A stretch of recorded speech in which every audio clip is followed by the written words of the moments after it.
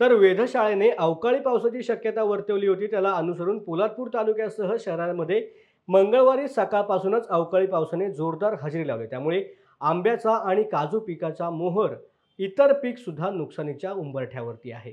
शहरामध्ये पावसाने जवळपास 2 तासांहून अधिक वेळ जोरदार पर्जन्यवृष्टी केल्यामुळे बाजारपेठसह बसस्थानक परिसरामध्ये शुकशुकाट पाहायला मिळाला. सध्या आंबा काजूचे पीक चांगल्या प्रकारामध्ये बहरू लागले. अवकाळी पावसामुळे आंबा काजू उत्पादक शेतकरी अडचणीत आले. ऐन फुलोऱ्यावर झालेला आंबा काजू पीक धोक्यामध्ये आलाय. त्यामुळे अवकाळी पाऊस पडल्यामुळे किडींचा प्रादुर्भाव होण्याची शक्यता आंबा काजू पिकाला असलं असून मोहोळ देखील गळून पडण्याची भीती शेतकऱ्यांना वाटत आहे. रायगड जिल्ह्यामध्ये आज सकाळपासून मुसळधार पावसाने हजेरी लावली असून अवकाळी पावसाचा फटका पोलादपूर तालुक्याला देखील बसल्याचे चित्र सध्या पाहायला मिळत आहे.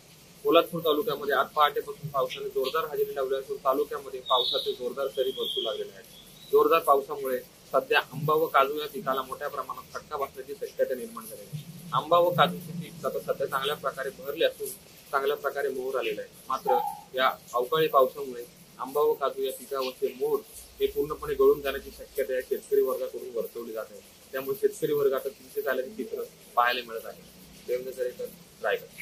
वेळ झाले बातमीपत्रामध्ये छोट्याशा विश्रांतीची. तुम्ही कुठे जाऊ नका, पाहत रहा न्यूज अनकट.